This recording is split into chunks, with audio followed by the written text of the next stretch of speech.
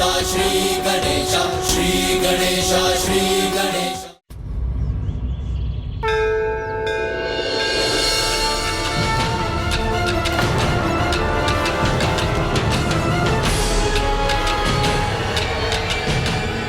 मेरे गिरधर गोपाल,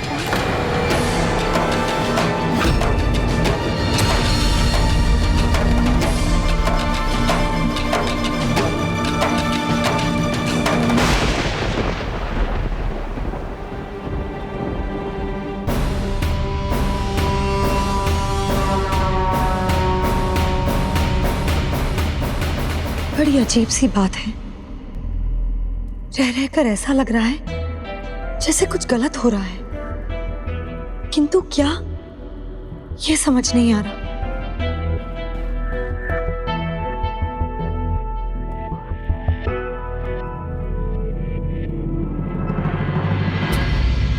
बिंदिया, ये क्या कर रही हो? इन फूलों को इकट्ठा करने का कोई लाभ नहीं है। ये मिट्टी से भर गए हैं, पूजा में चढ़ाने योग्य नहीं है।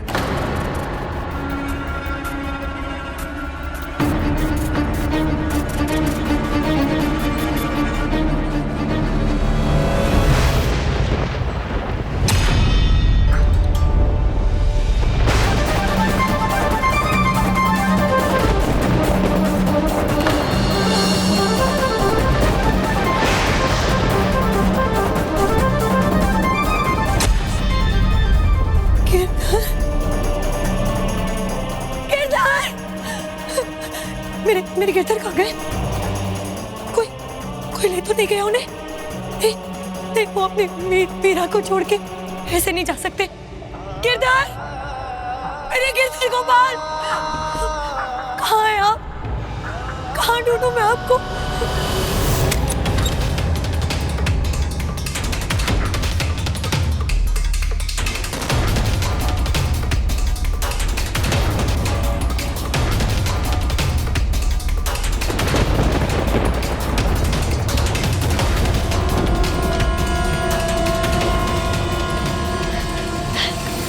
कहाँ गए होंगे? सुनो सुनो सुनो, तुमने मेरे गिरधर को कहीं देखा है? वो कहीं चले गए हैं। कहाँ जा सकते हैं? कहाँ गए होंगे? सुनो, तुम लोगों में से किसी ने भी मेरे गिरधर को देखा है? वो मंदिर में नहीं है। कहाँ जा सकते हैं वो? गिरधर!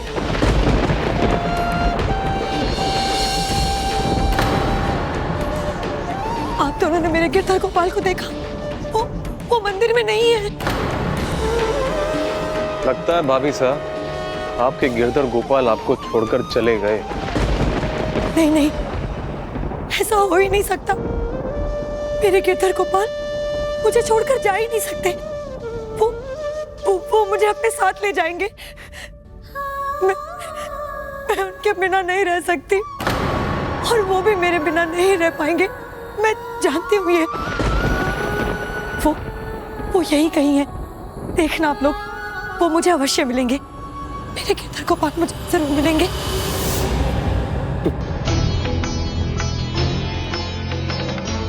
भाभी साहब बहुत बड़े भ्रम में। अब इनके गिरधर इनको नहीं मिलेंगे। मैंने तहखाने में डलवा कर ताला लगवा दिया है।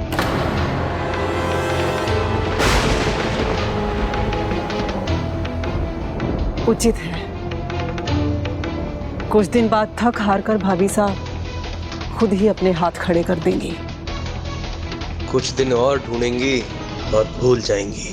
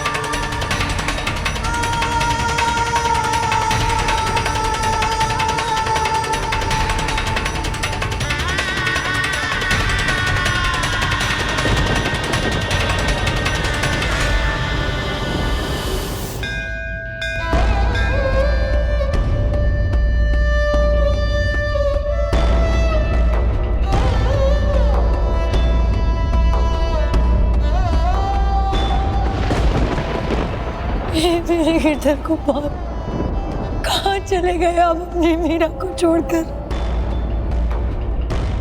ये जानते हुए भी कि आपकी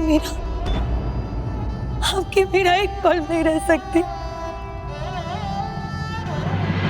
यदि ये सब आपका किया हुआ है, ये उचित नहीं था।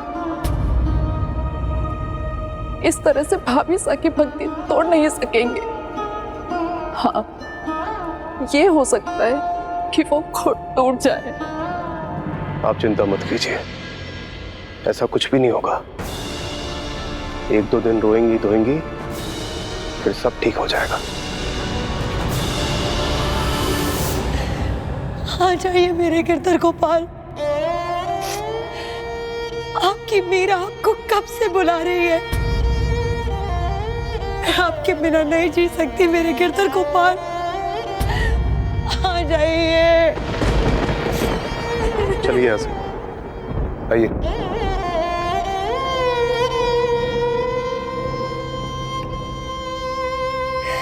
आ जाइए मेरे गिरधर गोपाल।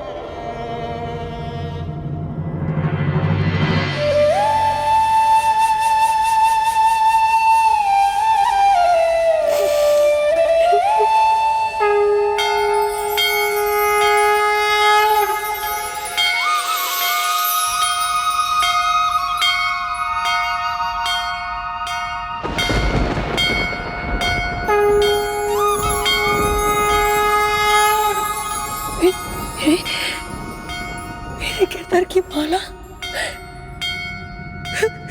मेरे गिरधर की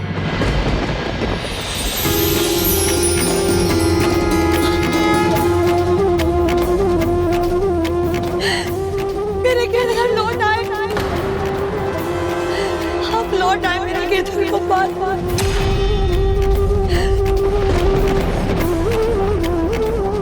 मैं जानती थी कि आप भी अपनी मीरा के बिना नहीं रह सकते।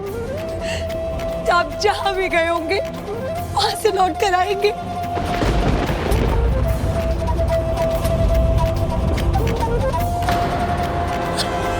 और देखिए आप आ गए मेरे गिरधर गोपाल। ऐसे कैसे हो सकता है? दयाराम ने खुद मूर्ति को तहखाने में डाला था। कहाँ है ये मूर्ख?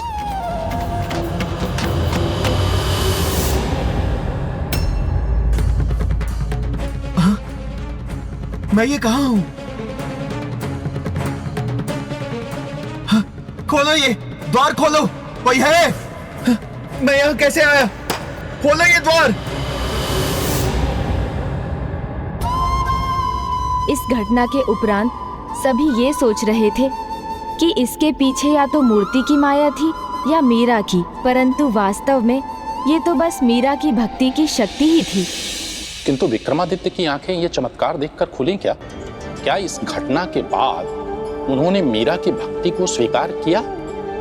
भक्त की भक्ति और उसकी भक्ति में हुए चमत्कार को कोई भक्त ही समझ सकता है।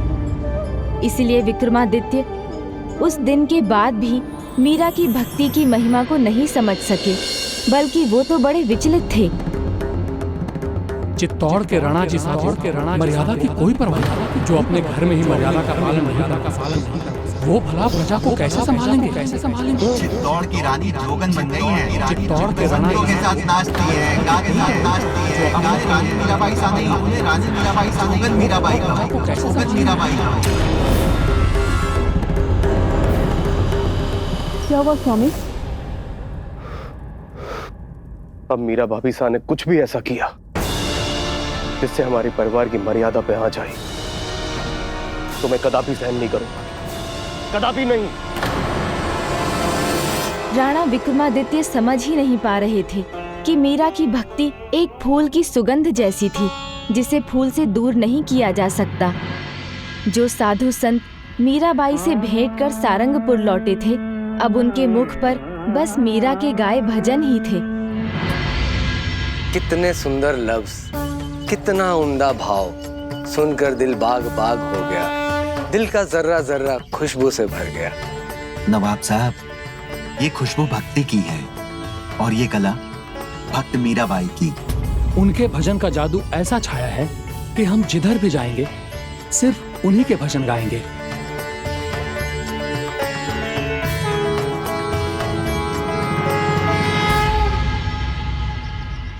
ये मीराबाई कौन है? वो कहाँ मिलेगी? मैं इतनी महान कवियत्री को मिलना चाहूंगा, उनके मुख से उनके लिखे पद सुनना चाहूंगा। ये कैसे हो सकता है हुजूर?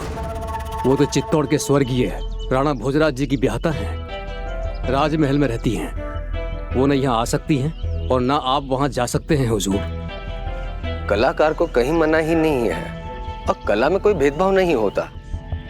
मैं वहाँ नवाब बनकर तो नहीं जा सकता, लेकिन भक्त बनकर तो जा सकता हूँ, क्योंकि मैं भी साहित्य का भक्त ही हूँ। रानी जी साहब, कुछ और साधु संतों की टोली आई है, तो उन्हें यहाँ ले आओ। जी। आपकी भक्ति देखकर प्रभु बहुत प्रसन्न होंगे मीराबाई साहब। प्रभु प्रसन्न हो मुझसे, अपनी चाकर बनाकर रख लें, ये तो मेरा सौभाग्य होगा। चाकर? हाँ, चाकर। सारंगपुर के नवाब।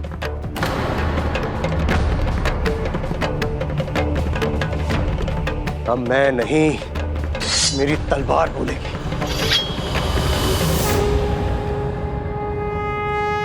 ऊपर वाले को चाहने वाले कितने बंदों से मिल चुका हूं, पर आप जैसा कोई नहीं मिला।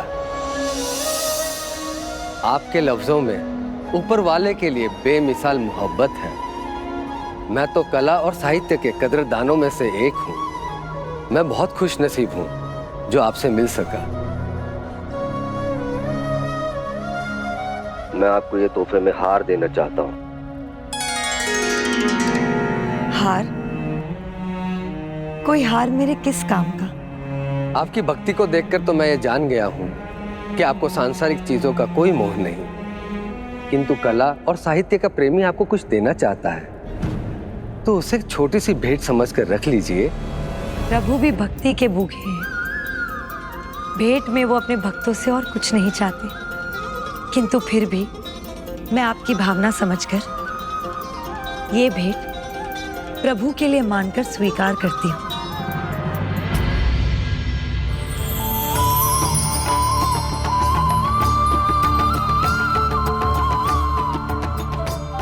आपको अनेकों धन्यवाद भक्त मीराबाई।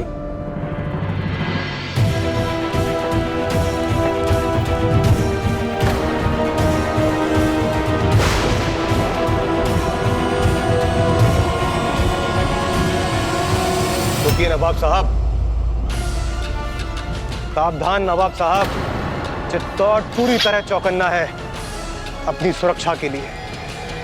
आप जो भी रणनीति लेके आए थे वो कभी भी कामयाब नहीं हो सकती। कामयाबी या नाकामयाबी की बात तो तब होती जब कोई योजना या रणनीति होती। मैं एक दुश्मन नहीं, बल्कि एक कला और साहित्य के पुजारी के रूप में आया हूं। रानी मीराबाई साहब, उनके भजन इतने बेहतरीन हैं, उन्हें सुनो तो ऐसा महसूस होता है कि जैसे जन्नत जमीन पर उतर आई हो। आज समझ में आया कि उनकी भक्ति में लिखे भजनों का जिक्र चारों ओर क्यों है।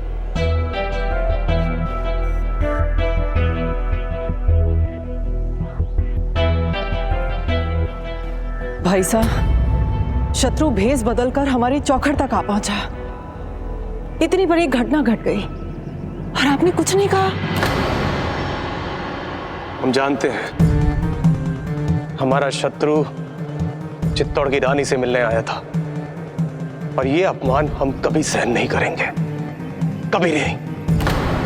और हम ये भी जानते हैं कि नवाब सिर्फ भजन सुनने आया था, लेकिन प्रजा नहीं जानती। अगर प्रजा को पता चलेगा तो बहुत जगहसाई होगी।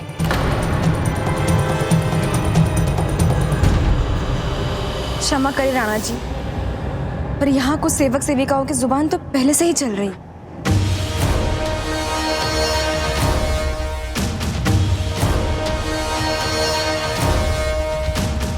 कहना क्या चाहती हो बिंदिया? वो कह रहे थे उन्होंने रानी साहब को रात में मंदिर में किसी से बात करते हुए भी सुना है।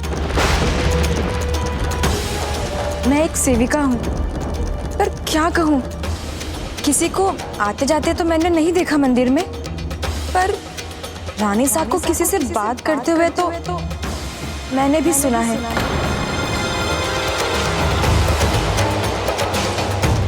ठीक है, आज हम स्वयं पता लगाएंगे। अगर ये बात सच नहीं निकली तो राज परिवार के अपमान का दंड भुगतने के लिए तैयार रहना। परंतु भाई साहब, यदि ये बात सच निकली तो आपके हाथों से कहीं कोई अनर्थ ना हो जाए।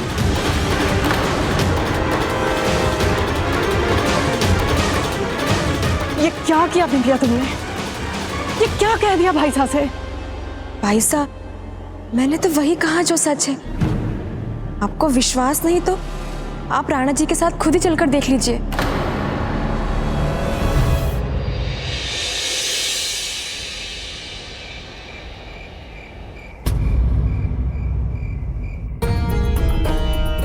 क्षमा करें राणा जी, पर यहाँ कुछ सेवक सेविकाओं की जुबान तो पहले से ही चल रही है। रानी साहब को किसी से बात करते हुए तो मैंने भी सुना है।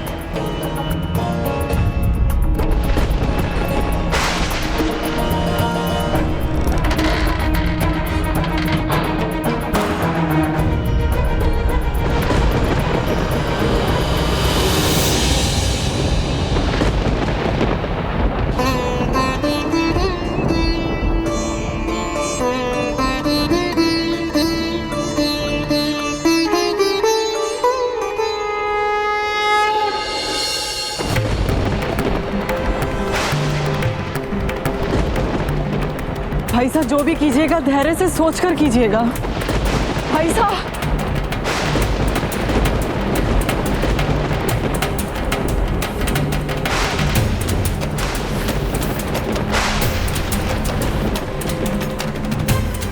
यहां तो कोई आवाज नहीं आ रही है।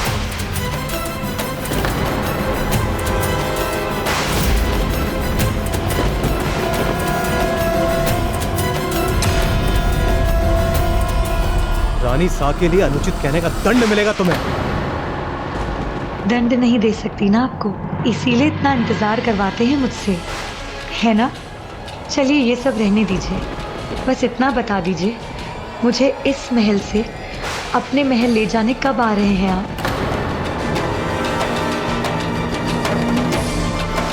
कौन है ये? किससे बातें कर रही हैं ये?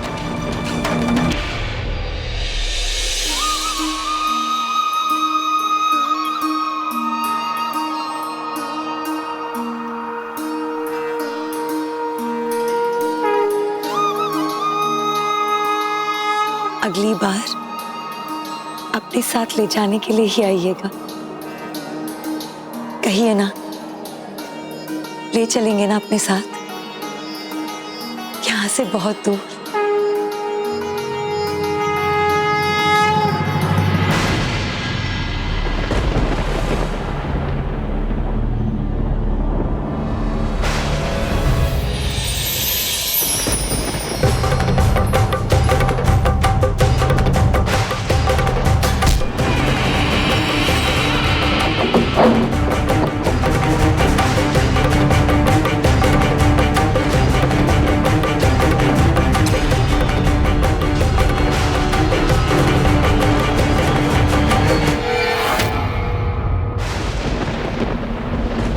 कौन था यहां? किससे बातें कर रही थी आप?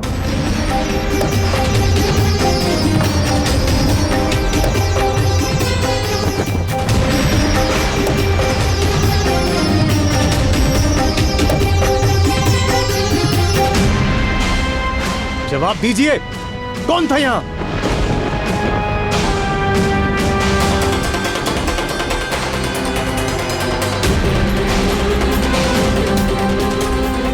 एक बार फिर आपसे पूछता हूं, इस तरह रात में छिपकर आपसे मिलने कौन आया था? और कौन आएगा राणा जी साहब? मेरे गिरधर गोपाल आए।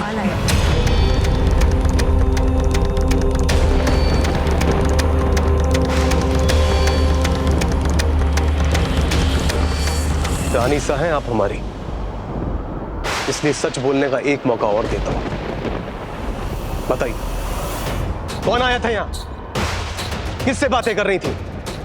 कहा तो मैंने, अपने गिरधर गोपाल से। क्या रट लगा रखी है आपने?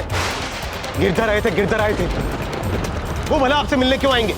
वो आएंगे क्योंकि वही तो मेरे स्वामी हैं, मेरे पति, मेरे प्राणनाथ, मेरे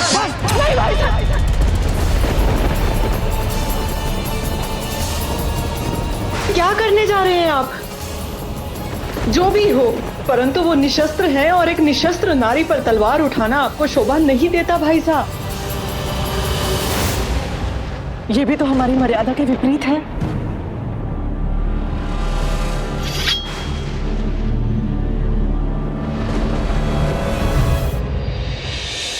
यदि गिरधर गोपाल से मिलना अपराध है, तो राजा होने के नाते देवर जी साहब मुझे जो दंड देना चाहे मुझे मंजूर है।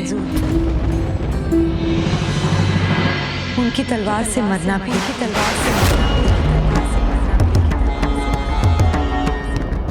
मेरी तलवार मर्यादाओं के लिए लड़ती है, उनके खिलाफ नहीं। पर एक बात और भाभी साहब, जब मर्यादाओं के जल का बांध टूटकर बहने लगता है, तब जल प्रलय मचाता है और तब अंत निकट होता है।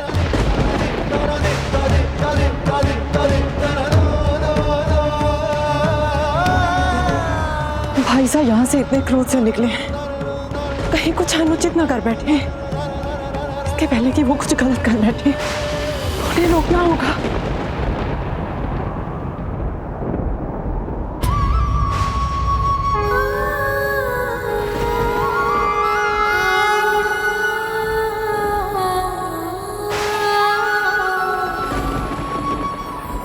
अब और कोई रास्ता नहीं बचा। कहाँ है वो? वो आपका इंतजार कर रहे हैं।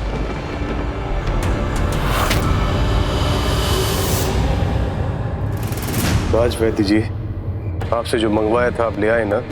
राजवैद्य वाला महाराज का आदेश कैसे टाल सकता है? ये तो मैं ले आया हूं, पर इस जहर का असर ऐसा है, इसकी कोई दवा नहीं। कोई सूंघ भी ले तो बेहोश हो जाए, और जिसके मुंह में इसकी एक बूंद भी चली जाए तो उसका बचना मुश्किल है। महाराज, इसका इस्तेमाल मत कीजिए। सलाह मत दीजिए, जितना कहा है उतना कीजिए।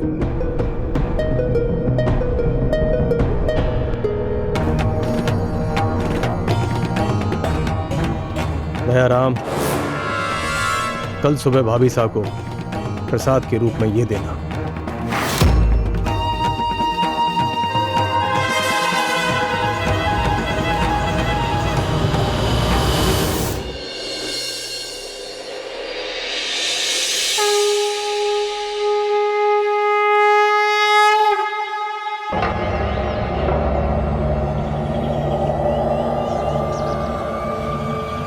इस जहर का असर ऐसा है, जिसके मुंह में इसकी एक बूंद भी चली जाए तो उसका बचना मुश्किल है।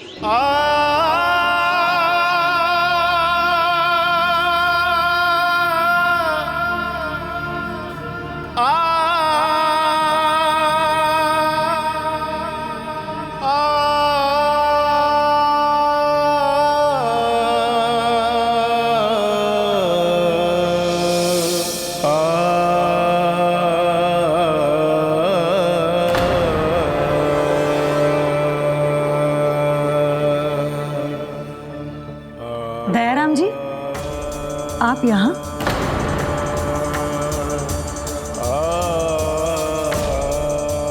रानी जी साहब, मैं आपके लिए प्रभु जगन्नाथ जी का चरणामृत लाया हूं। प्रभु भक्त होने के नाते मैंने सोचा कि मैं ये आपको दे दूं।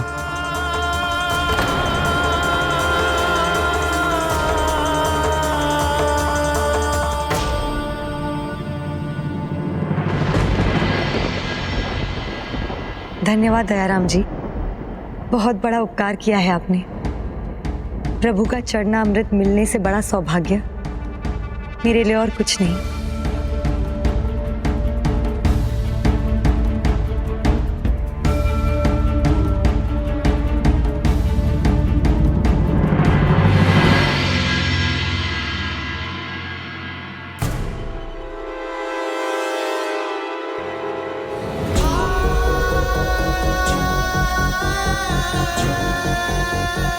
दयाराम,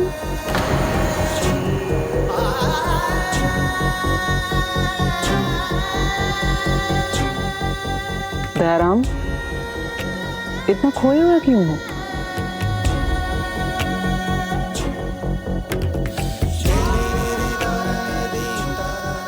मैंने अपराध किया है, बहुत बड़ा अपराध किया है। राणा जी सा के कहने पर मैं रानी सा को विष देकर आया हूँ।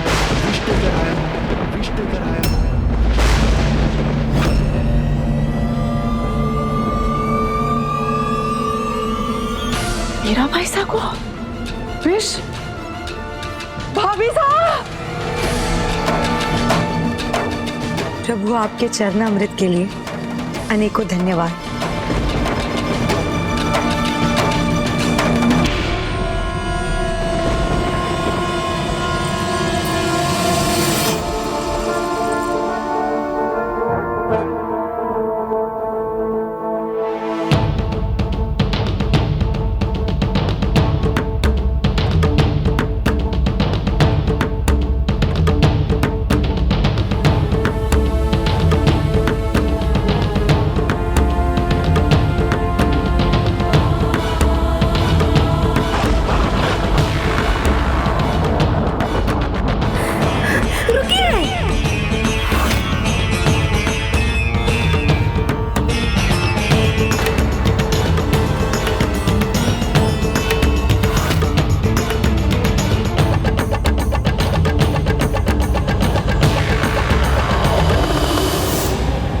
क्या चरणामृत समझ मीराबाई ने वो विष पी लिया? और ऐसा विष जिसे पीने के बाद कोई पानी भी ना मांगे।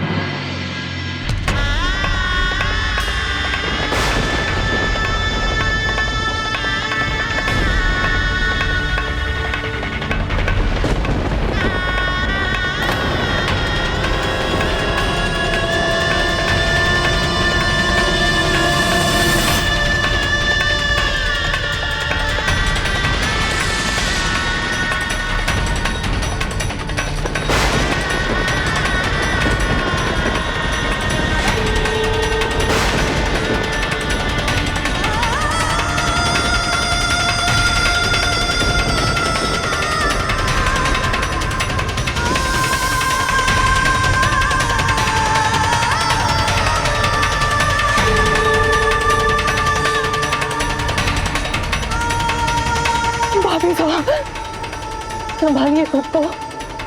ये क्या हो गया रानी साहब? क्या आपने क्या कर दिया? राज वैद्य को बुलाओ जल्दी। इस विष की औषधि वही दे सकते हैं। जल्दी जाओ बिंदिया। मैं वैद्य जी को बुलाकर लाती हूँ। नहीं नहीं, मैंने विष नहीं, मैंने तो मेरे प्रभु का चरणामृत पिया है, मेरे गिरधर गोपाल का प्रसाद।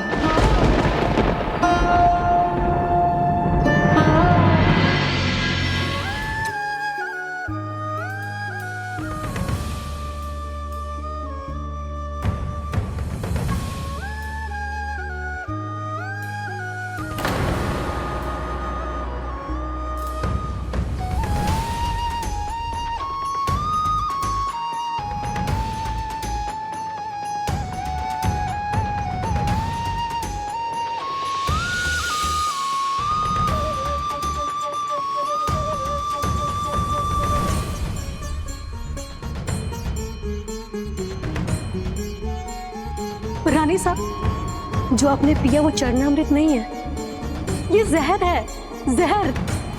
समझने की कोशिश कीजिए। भाभी साहब, राणा जी ने आपके लिए विष भेजा था। ऐसा विष जो प्राण लेकर ही रहता है। पर मैं तो ठीक हूँ, मुझे तो कुछ नहीं हुआ। राणा जी सा ने जरूर विष दिया होगा, किंतु मैंने जो पिया वो विष नहीं था।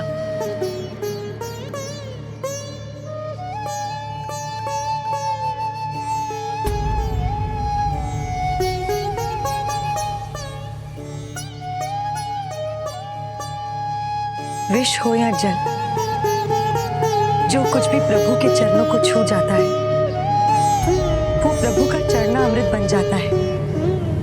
और चरणामृत भला किसी के प्राण ले सकता है क्या?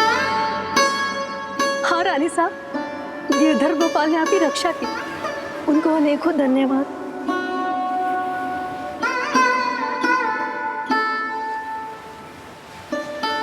अद्भुत ही है गिरधर गोपाल की लीला और अद्भुत ही है आपका प्रेम मीराबाई साहब।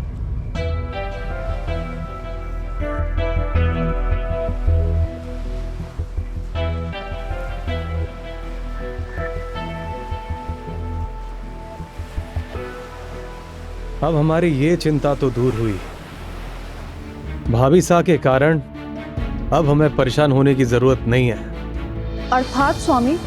अब मीरा भाभी सा के कारण न कुल की मर्यादा पर आंच आएगी और ना ही कोई हमारे परिवार पर उंगली उठाएगा। आपने किया क्या है स्वामी? कहीं कुछ अनुचित तो नहीं हुआ जिससे? कभी कभी राजा को उचित अनुचित की चिंता छोड़कर कर्तव्य निभाना पड़ता है। किंतु एक बात मेरी समझ के बाहर है उदाबाई साहब कि मुझसे ऐसी क्या भूल हो गई थी जो राणा जी सा को ऐसा कदम उठाना पड़ा। भूल आपसे नहीं, हमसे हुई है मीराबाई साहब। मेरे ही समान भाई साहब भी आपकी भक्ति और प्रभु प्रेम को देख ही नहीं पाए। उन्हें तो केवल आपकी भक्ति के कारण हमारे कुल की मर्यादाओं का उल्लंघन ही होता दिखाई दिया। कैसी मर्यादाएं? पति की मृत्यु के बाद भी ऐसा व्यवहार करना जैसे कुछ हुआ ही ना हो। पहले की तरह ही साधु संतों के साथ नाचना गाना।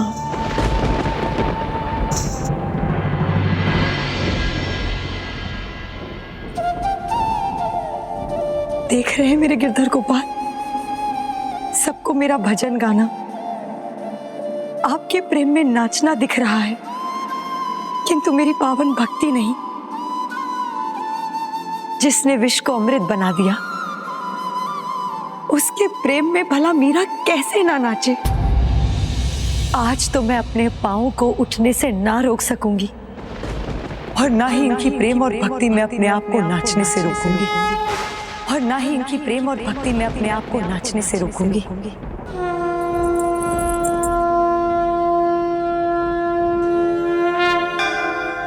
अब कोई मेरे राज्य में नियम तोड़ने का साहस नहीं करेगा। मैं तो मेरे नारायण की आप ही हो गई दासी रे। लोग कहे मेरा भई बावरी, न्यात कहे कुलनासी रे। विष का प्याला राणा जी भेजिया, पीवत मीरा हासी रे। मीरा के प्रभु गिरधर नागर, सहज मिले अविनाशी रे। असंभव। मीरा भाभी साथ जीवित कैसे हो सकती है? पग घुंघरू बांध मीरा नाची रे। पग घुंघरू बांध मीरा नाची, पग घुंघरू बांध मीरा नाची रे।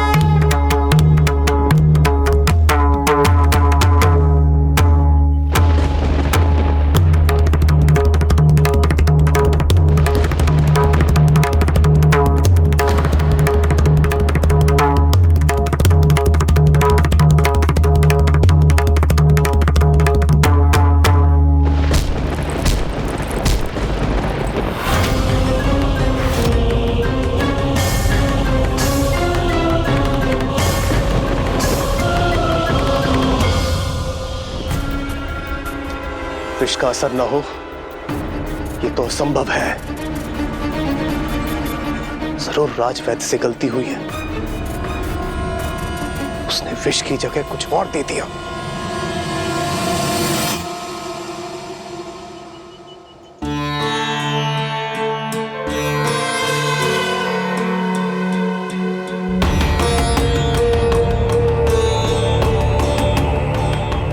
राणा जी साहब, मुझसे कोई भूल नहीं हुई।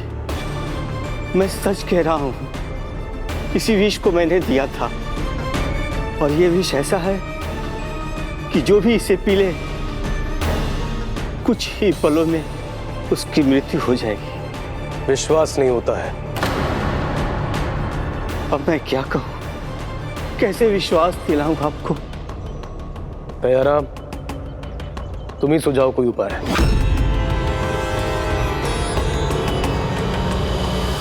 एक ही उपाय है राणा जी साहब, ये खुद पी ले तो हमें पता चल जाएगा।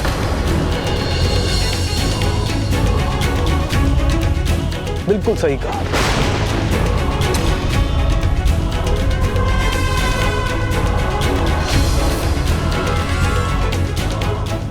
चलिए राजवैद्य जी, देख क्या रहे हैं, अब पी लीजिए। स्वामी, किंतु स्वामी, इन्हें कुछ हो गया तो? जब मीरा भाभी साहब को कुछ नहीं हुआ तो इन्हें कुछ कैसे हो जाएगा?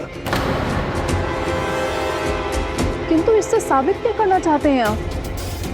यही कि राजवैद्य ने अपने राजा को धोखा दिया है। राणा जी साहब, मैं राजवैद्य हूं और जानता हूं इस विष का क्या असर होगा। मेरा परिवार अनाथ हो जाएगा। कुछ नहीं होगा आपको। जब मीरा भाभी साहब को कुछ नहीं हुआ तो ये तो आपका बाल भी बाका नहीं कर सकता। जल्दी कीजिए, पी लीजिए, जिससे तुम्हारी दगा का सबूत तो मिले।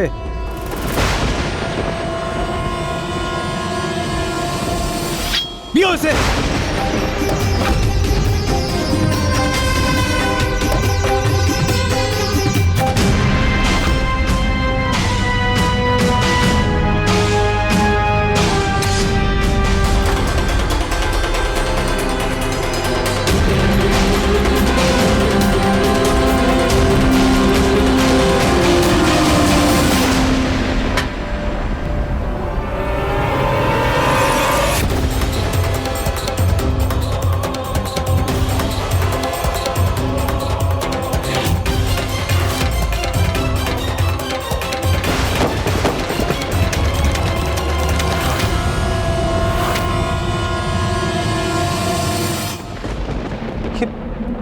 राजवैद्य को क्या हो गया?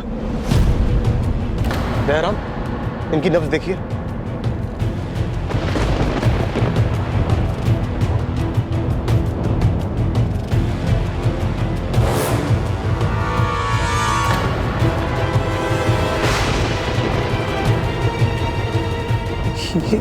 ये कैसे संभव है? जिस विष से मीरा भाभी साहब को कुछ नहीं हुआ, उस विष ने राजवैद्य की जान ले ली। मैं ये नहीं चाहता था। एक भूल के बाद आप दूसरी भूल कर बैठे।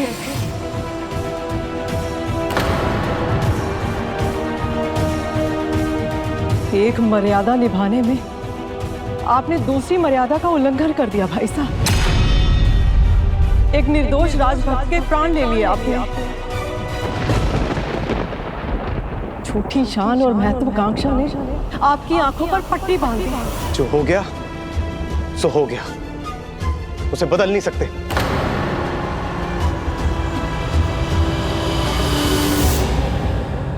मीराबाई सा बदल सकती हैं इसे, मुझे पूरा विश्वास है। कैसे होता भाई साहब, ये कैसे संभव है? उनकी भक्ति में बहुत शक्ति है भाभी साहब, इतनी शक्ति कि जहर को अमृत में बदल दें। इसीलिए मुझे पूरा विश्वास है कि अगर इसे कोई बदल सकता है तो वो मीराबाई सा ही है। बदल दूं?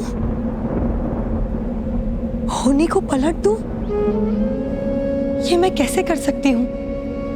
भक्ति तो हूं मैं, भगवान नहीं।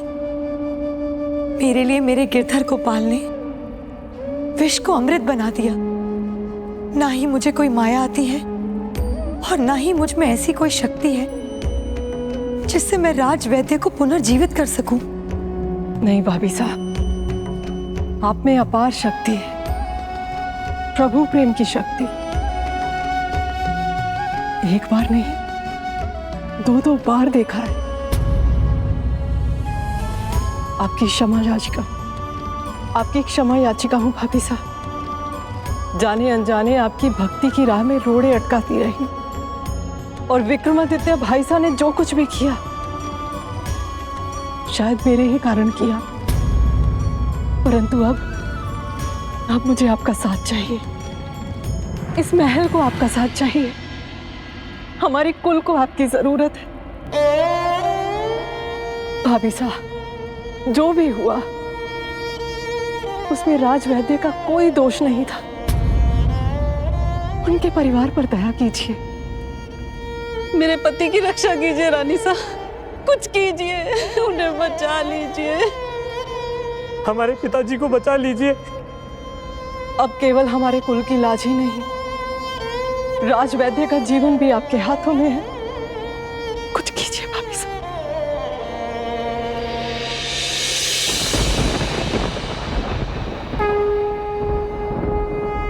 मुझे तो केवल भक्ति आती है और मैं वही करूंगी। बाकी जो करेंगे मेरे गिरधर को पाल ही करेंगे।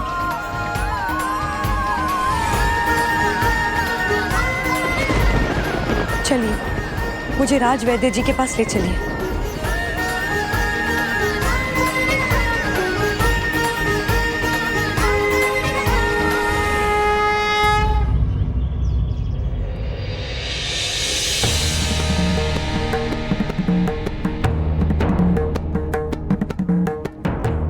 देखिए, अपनी औषधि से सबके प्राणों की रक्षा करने वाले का क्या हाल हो गया है।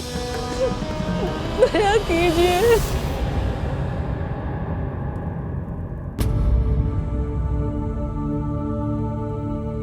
हे प्रभु, आपने अपनी भक्ति से विष के प्रभाव को अपने वश में कर लिया। प्राण तो प्राण होते हैं, चाहे वो किसी के भी हो, वो अकारण नहीं जाने चाहिए। प्रभु, राजवैद्य जी का कोई दोष नहीं है। इन्होंने तो केवल अपने राजा के आदेश का पालन किया था। कृपा कीजिए प्रभु, राजवैद्य जी पर हुए विष के प्रभाव को नष्ट कर दीजिए। मेरी गुहार सुनिए प्रभु, मेरी गुहार सुनिए प्रभु, मेरी गुहार सुनिए प्रभु। दया कीजिए, इन पर दया कीजिए। असंभव, ऐसा कैसे हो सकता है?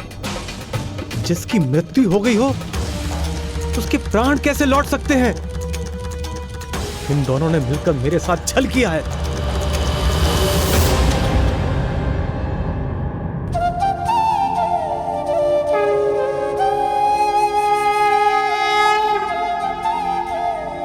गजानन, राणा विक्रमादित्य के सामने इतना बड़ा चमत्कार हुआ, फिर भी उनकी आंखें नहीं खुली। उनकी आंखों पर क्रोध की पट्टी जो बंधी थी, जहाँ क्रोध और घृणा के विकार होते हैं, वहाँ सुविचार नहीं पनप पाते। इसलिए विक्रमादित्य ना वो चमत्कार देख सके और ना ही मीराबाई की भक्ति। मीराबाई अब ये तो समझ गई थी कि राणा जी उनकी भक्ति कभी नहीं समझेंगे, किंतु ऐसे में वो क्या करें, ये उन्हें नहीं पता था।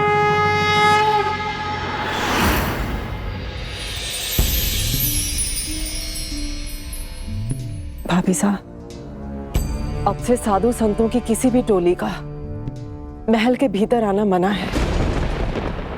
फिर चाहे वो अयोध्या या काशी से ही क्यों ना हो।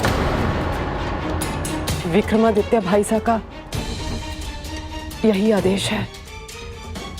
तो क्या अब मुझे यहाँ साधु संतों की सेवा का अवसर नहीं मिलेगा?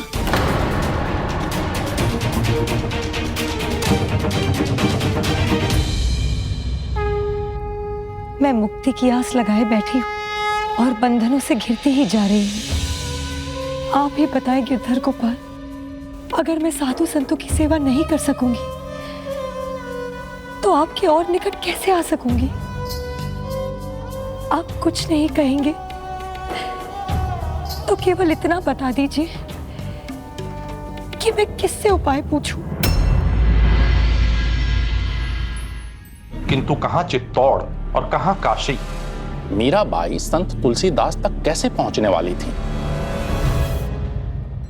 मीराबाई ने तुलसीदास जी को एक पत्र लिखा। ये शब्द नहीं, ये मेरे हृदय के स्पंदन है। भक्त शिरोमणि तुलसीदास जी, ना यहाँ मेरी भक्ति की किसी को चिंता है और ना ही मेरे प्रभु प्रेम की। अब तो मेरे प्राणों को भी संकट में डाला जा रहा है। मेरे गिरधर गोपाल को मुझसे दूर करने का प्रयास किया जा रहा है। अब आप ही बताइए गोस्वामी तुलसीदास जी, मैं करूं तो क्या करूं? अब आप ही मेरा मार्गदर्शन कीजिए, मुझे दिशा दिखाइए।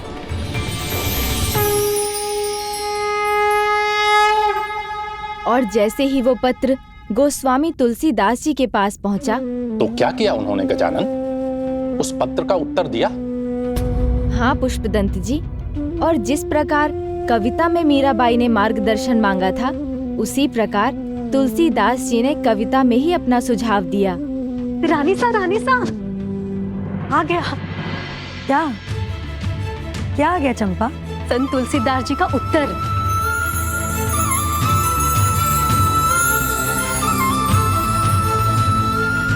नाते नेह राम के मनियत, सूहृदय सुसेव्य काहो कहा लो। अंजन कहा आँखों जो फूटे, बहु तक कहो कहा लो। तुलसी सो सब भांति, परम हित पूज्य प्राण ते प्यारो। जासो होए स्नेह राम पद, ऐतो मतो हमारो। वो क्या कह रहे हैं रानी साहब? मैं कुछ समझी नहीं। जहाँ आपके ईश्वर का आदर ना हो, आपकी प्रभु भक्ति और प्रेम पर संदेह किया जाए, ऐसे स्थान और लोगों को त्याग देना ही उचित होता है, फिर चाहे वो कितने भी सगे संबंधी क्यों ना हो। तो अब क्या करेंगी रानी साहब? कहीं आप चित्तौड़ का त्याग करने की तो नहीं सोच रही हैं ना? अब मेरा यहाँ क्या काम होता भाई साहब? अब जब मुझे आपकी भक्ति का परिचय मिला, मैं आपको समझ सकी हूँ। आप जाने की बात कह रही हैं। मेरी भूल का इतना बड़ा दंड मत दीजिए मुझे। आपके साथ रहना चाहती, किंतु मेरा स्थान तो मेरे गिरधर के साथ ही है। मैं इन्हीं के पास जाना चाहती हूँ, मुझे रोकिएगा मत। परंतु आप जाएंगे कहाँ?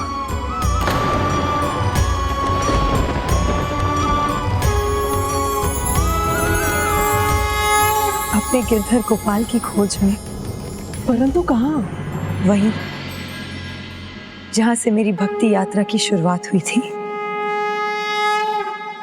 मैं अपने मायके जाना चाहती हूँ। उदा भाई साहब, क्या आप संदेश भिजवा देंगी कि मुझे वहां से कोई लेने आ जाए? मैं भी आपके साथ चलूंगी। तो फिर तैयारी कर लो चंपा।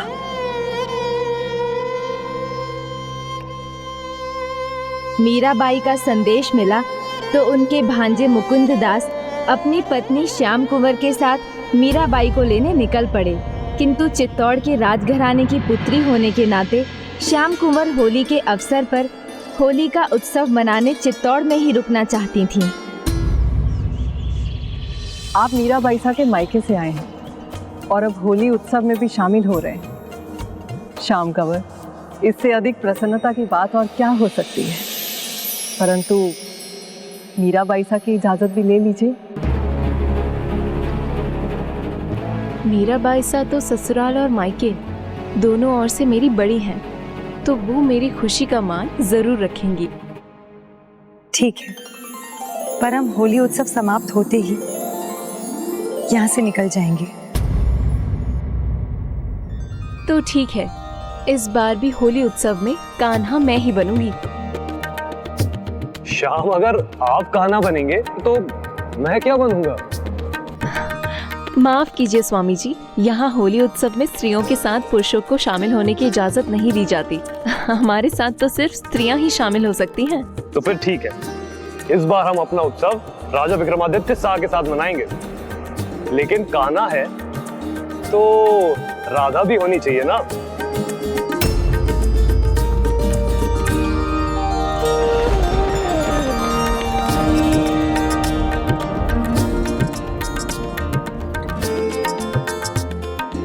कान्हा की राधा मीराबाई के अतिरिक्त और कौन हो सकती है भला?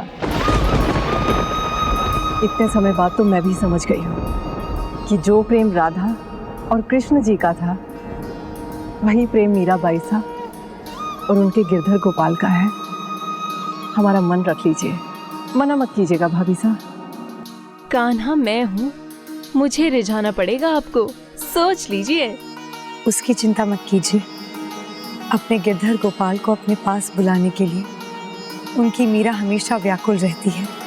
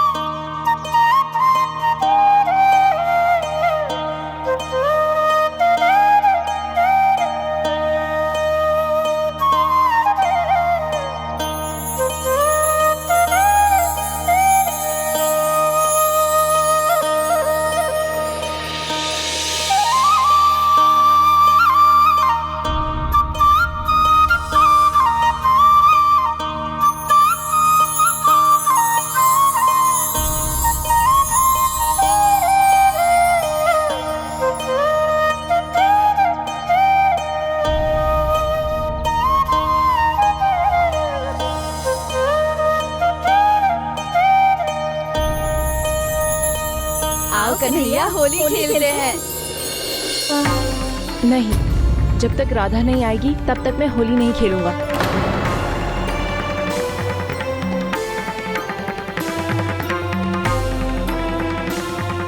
राधा? कहाँ है राधा? कहाँ है राधा? राधा? राधा कहाँ है?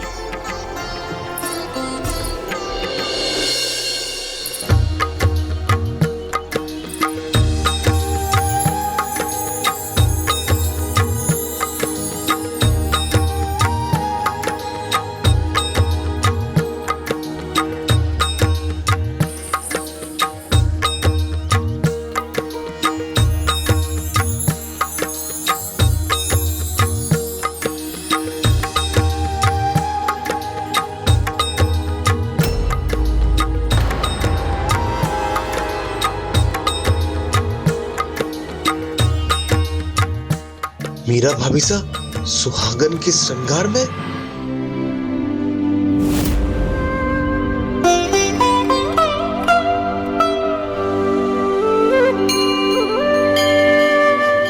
कितने समय के बाद भाभी सा को इस रूप में देखा है।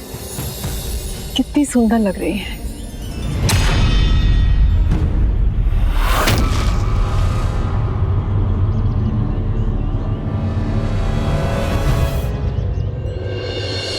कह दो राधा से कि राधा को बहुत देर हो गई आने में। अब उसका कान्हा उसके साथ होली नहीं खेलेगा। राधा रानी जी, मनाइए अपने कृष्णा को, अपने गिरधर गोपाल को।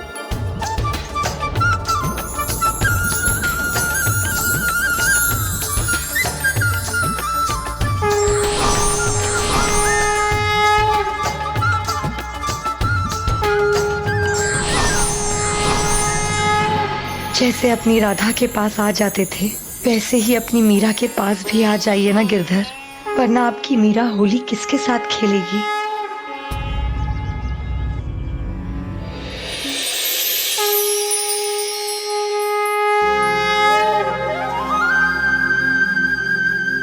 मेरे प्रभु, मेरे स्वामी, मेरे गिरधर गोपाल, आज आपने यहाँ आकर मुझे कृतार्थ कर दिया। आपका बहुत बहुत धन्यवाद। यदि आप ना आते तो मेरी होली तो अधूरी रह जाती। आप तो मुझे अपने साथ लेकर ही नहीं जाते। बहुत तरसा रहे हैं मुझे, पर अब मैं नहीं रुकूंगी। मैं ही आपके पास आने की यात्रा आरंभ करूंगी। जो जब जैसे होना है वो वैसे ही अपने समय पर होगा।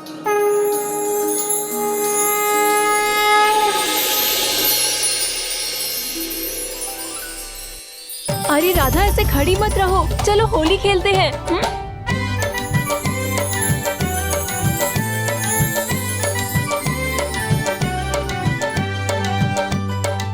भाभी साहब, भाभी साहब।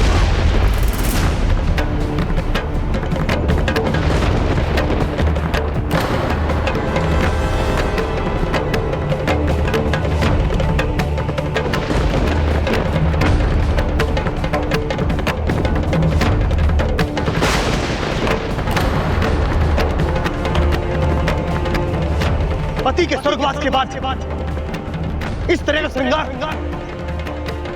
कोई शोभा देता है?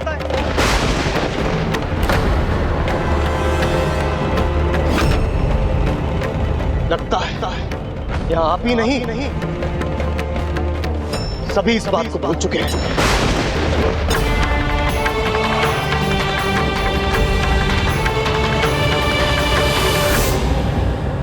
देवर साहब, सांसारिक रिश्तों से परे है मीरा।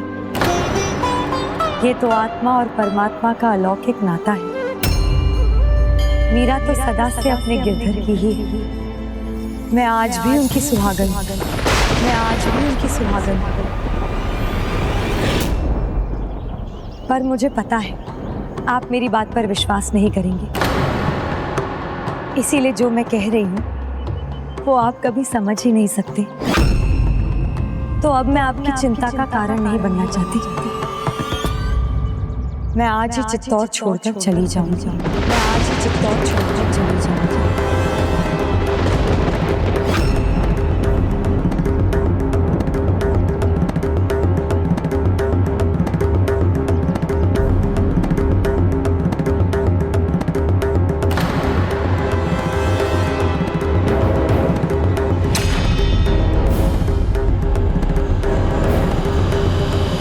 होली के उत्सव और उस घटना के तुरंत बाद मीराबाई चित्तौड़ से जाने की तैयारी में जुट गईं।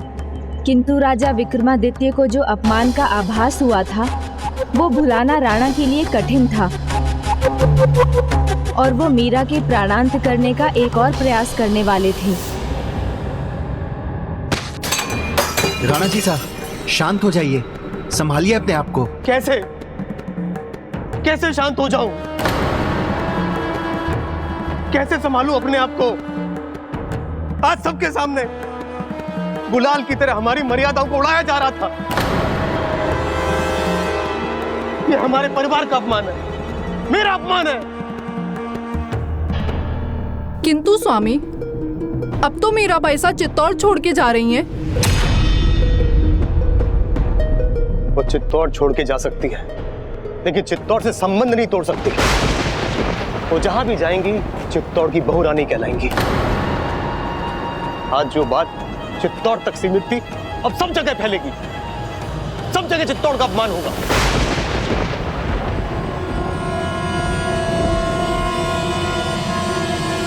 दयाराम, इस समस्या को जड़ से खत्म करना होगा और जल्द से जल्द। नहीं स्वामी, उन्हें हानि पहुंचाने की कोशिश करने की भूल आप पहले भी कर चुके हैं। ना भूल मैं पहले कर रहा था ना अब कर रहा हूं। मैं जो भी कर रहा हूं परिवार का मान रखने के लिए कर रहा हूं, और परिवार का मान रखना मेरा सबसे बड़ा कर्तव्य है।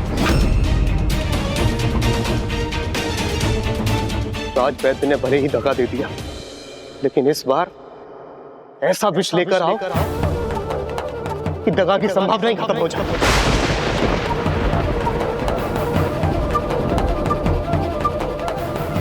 समझ गया।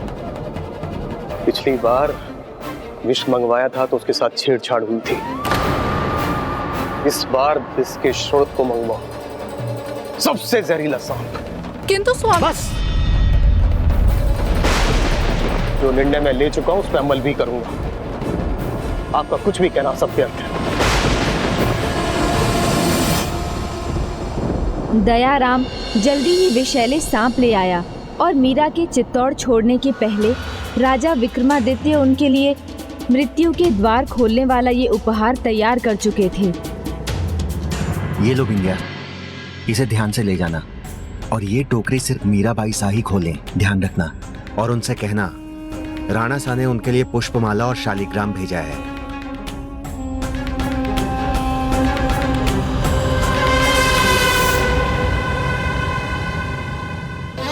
सारी तैयारियां हो चुकी है रानी साहब, आप जब कहेंगी हम निकल चलेंगे। रानी साहब, जाने से पहले राणा जी का ये उपहार तो स्वीकार कर लीजिए।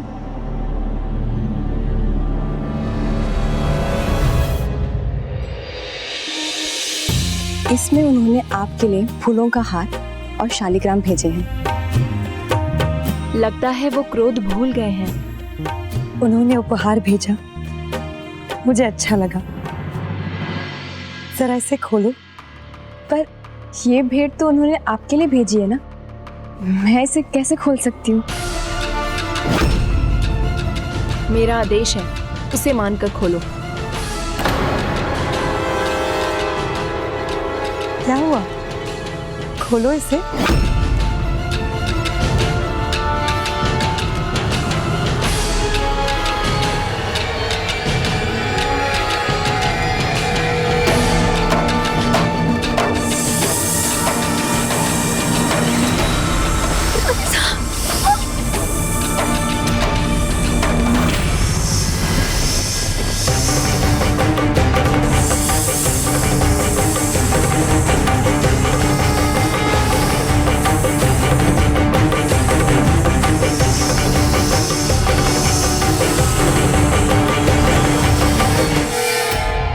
प्रभु के प्रेम का कोई सच्चा अधिकारी हो सकता है तो वो है उनके प्रेम में रंगा हुआ उनका भक्त।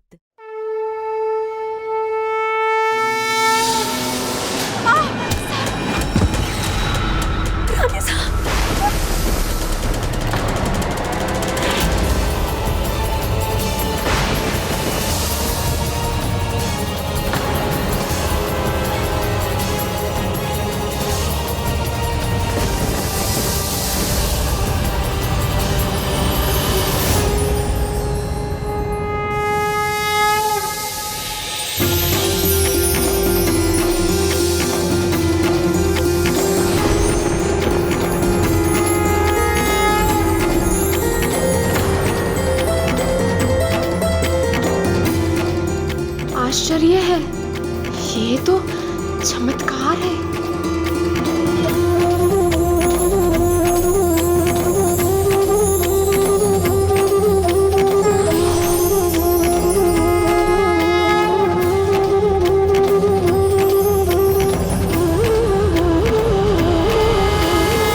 बिंदिया, राणा जी से कहना मुझे उनकी भेंट बहुत अच्छी लगी। अब मैं भी उन्हें एक भेंट देना चाहती हूँ। मैं उनकी आंखों का कांटा बनी हूँ, तो अब उन्हें इस कांटे की चिंता करने की कोई आवश्यकता नहीं, क्योंकि मैं अभी यहाँ से जा रही हूँ। विक्रमादित्य कोई और योजना बनाते उससे पहले ही मीरा अपने गिरधर के साथ चित्तौड़ से मेड़ता चली गईं। चंपा भी उनके साथ थी, पर विधि के विधान में तो कुछ और ही लिखा था। चित्तौड़ पर बहादुर शाह का आक्रमण हुआ तो मेड़ता पर जोधपुर के मालदेव का। इन सब के कारण मीराबाई के परिवार को पुष्कर जाना पड़ा।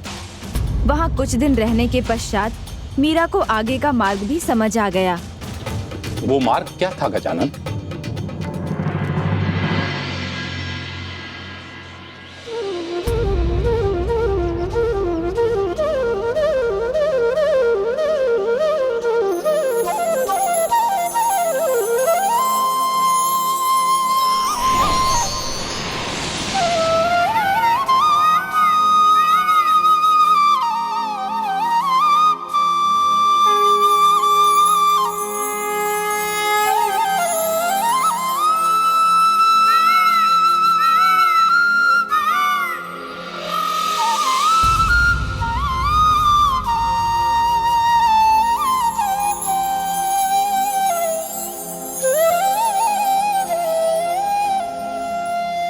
ये तो जाना पहचाना दृश्य है जब मैं अपने पिछले जन्म में माधवी रूप में अपने गिरधर गोपाल की दर्शन की इच्छा में थी।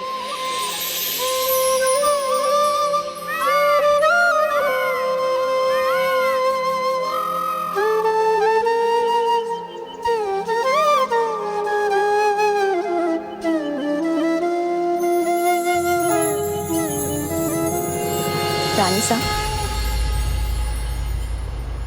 क्या हुआ रानी साहब? अब कब से यहीं खड़ी हैं? बताइए ना रानी साहब, सब ठीक तो है ना? मुझे यहाँ से जाना होगा। कहाँ? अपने प्रभु की नगरी, उनके धाम वृंदावन। मुझे उनका आभास हुआ। वृंदावन में गोपियों के बीच मैंने खुद को देखा। मेरे प्रभु मुझसे वहीं मिलने वाले थे। मुझे वहां जाना चाहिए। शायद मेरे प्रभु मुझे वहीं लेने आए।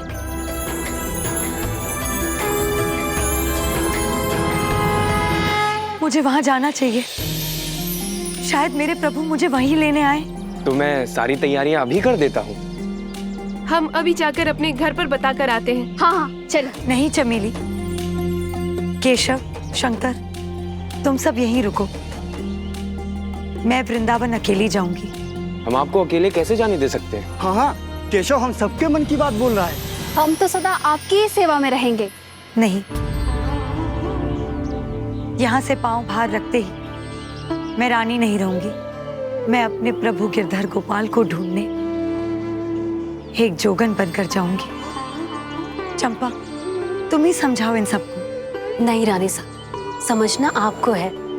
आप जोगन रहें या रानी, हम तो सदा आपकी सेवक सेविकाएं ही रहेंगे। और हमारे जीवन का उद्देश्य केवल आपकी सेवा करना ही है, और हम वही करेंगे। ये हक हमसे मत छीनिए और हमें भी अपने प्रभु गिरधर की नगरी वृंदावन ले चलिए।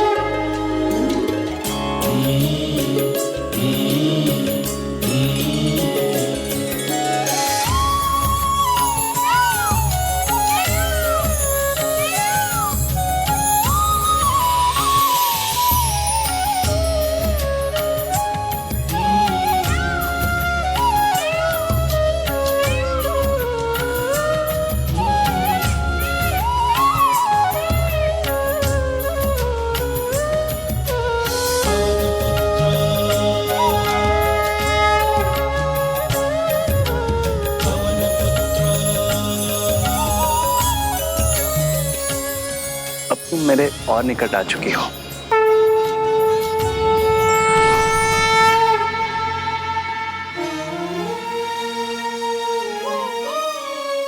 अब तुम मेरे और निकट आ चुकी हो। मीरा अपने गिरधर को ढूंढते वृंदावन की गलियों में घूम रही थीं, तो उन्हें पता चला एक महान संत श्री जीव गोस्वामी भी उस समय वृंदावन में ही हैं। मीरा को उनसे मिलने की इच्छा हुई और वो उनके दर्शन के लिए उनके पास जा पहुंची। महान संत है जीव गोस्वामी जी। बड़ी ख्याति सुनी थी उनकी। आज उनके दर्शन भी मिलेंगे। गौड़ीय वैष्णव पंथ के संस्थापक है गोस्वामी जी। मुझे पूरा विश्वास है उनके दर्शन का सौभाग्य मिलेगा तो मेरे गिरधर गोपाल से भेंट करने का एक और द्वार खुलेगा।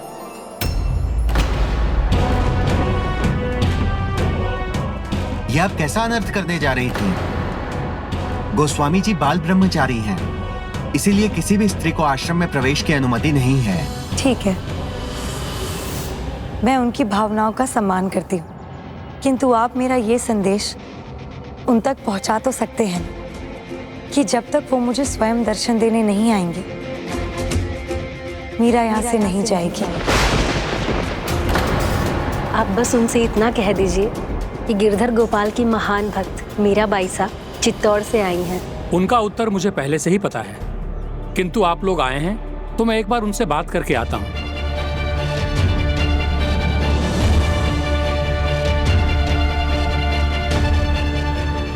गोस्वामी जी ने साफ कह दिया, वो आपसे नहीं मिलना चाहते।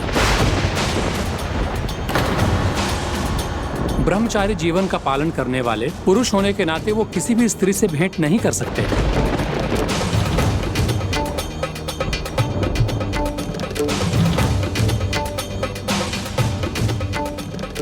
वो अपने नियम पर अटल है और मैं अपने निर्णय पर। आज मैं उनसे मिलकर ही जाऊं।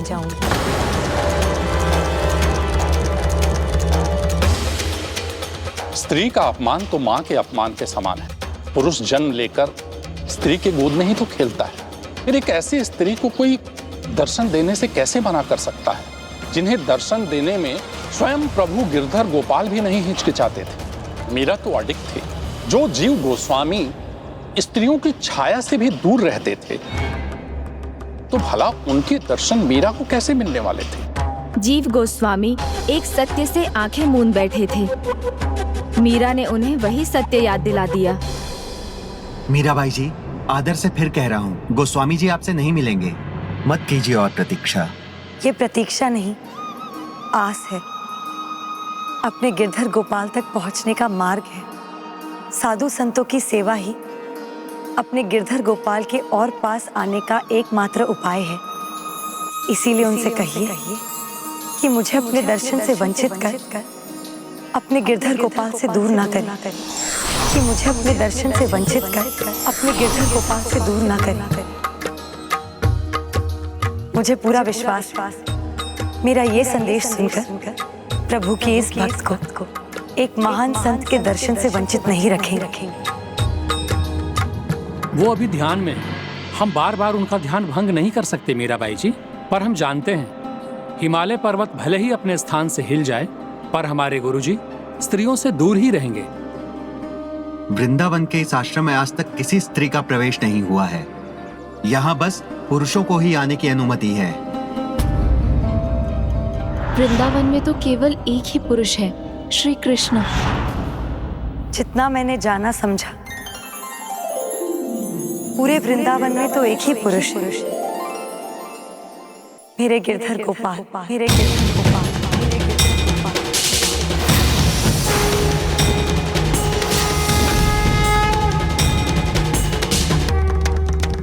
आज पता चला है कि यहाँ और भी पुरुष हैं, यहाँ और भी पुरुष हैं, यहाँ और भी पुरुष हैं। यदि यही उनका विश्वास है तो उन्हें मेरा आदर पूर्वक नमस्कार कहिए।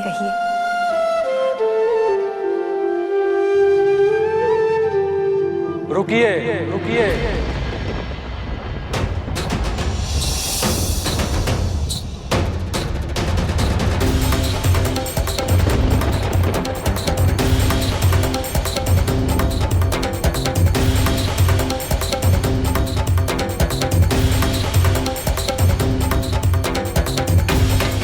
हे महान भक्त, मैं आपके दर्शन सुख से वंचित नहीं रहना चाहता हूँ। मेरा प्रणाम स्वीकार कीजिए।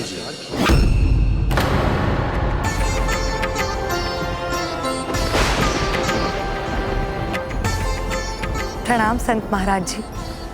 आपके दर्शन पाकर मीरा धन्य हो गई। नहीं, धन्य तो मैं हुआ हूँ आपके दर्शन पाकर। आपने एक संत को इस सत्य से जो परिचित कराया कि वृंदावन में एक ही पूर्ण पुरुष है, प्रभु गिरधर गोपाल, और सभी तो बस उनके भक्त प्रेमी हैं। आपके ज्ञान से मैं कृतार्थ हुआ। नहीं संत गोस्वामी जी, ये मेरा ज्ञान नहीं, ये तो प्रभु प्रेम। जगत के पालनहार की इच्छा के विरुद्ध तो कुछ भी संभव नहीं। जो हुआ है वो इन्हीं की इच्छा से हुआ है। मैं तो केवल निमित्त भर हूं। आज से इस आश्रम के द्वार सभी भक्तों के लिए खुले रहेंगे। उनमें कोई भी भेदभाव नहीं किया जाएगा। भक्त मीराबाई, पधारिए।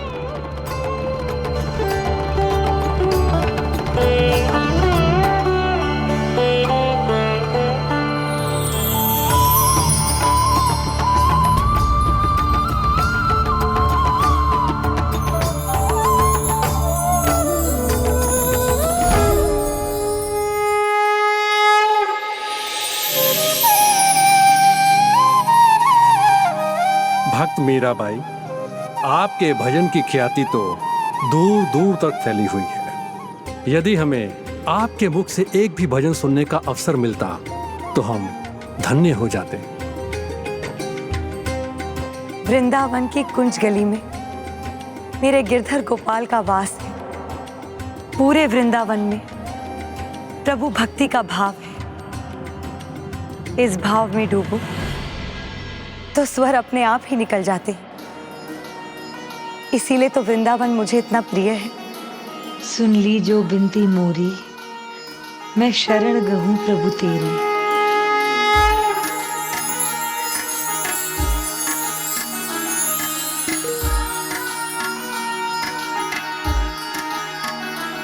सुन ली जो बिनती मोरी, मैं शरण गई प्रभु तेरी। सुन ली जो बिनती मोरी, मैं शरण गई प्रभु तेरी।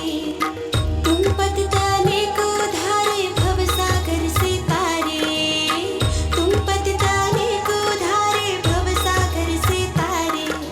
मैं सबका तो नाम न जानू, कोई कोई नाम उचारे। मैं सबका तो नाम न जानू, अंबरीश सुदामा नामा, तुम पहुँचाए निज धामा। सुन ली जो बिनती मोरी, मैं शरण गई प्रभु तेरी।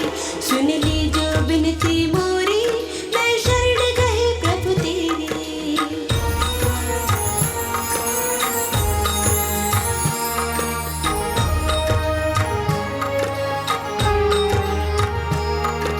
ध्रुव जो 5 वर्ष के बालक तुम, दर्श दिए घनश्यामा।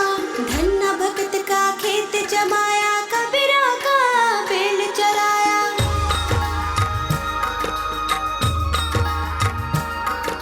सबरी का जूठा फल खाया, तुम काज किए मन भाया। तुम काज किए मन भाया।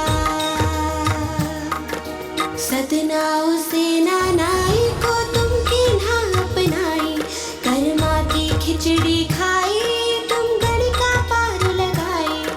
मीरा प्रभु तुम्हारे रंग राते, आ जानत सब दुनियाई। आ जानत सब दुनियाई। सुन ली जो बिनती मोरी, मैं शरण गई प्रभु तेरी। सुन ली जो बिनती मोरी, मैं शरण गई प्रभु तेरी। सुन ली जो बिनती मोरी, मैं शरण गई प्रभु तेरी। सुन ली जो बिनती मोरी, मैं शरण गई प्रभु तेरी।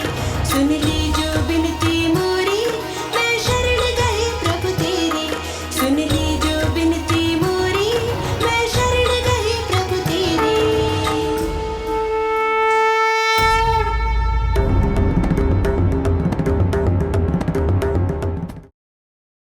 विघ्नहर्ता श्री गणेश के अद्भुत शक्तियों से भरे वीडियोस देखने के लिए चैनल को सब्सक्राइब करना न भूलें और साथ ही बेल आइकॉन भी दबाएं।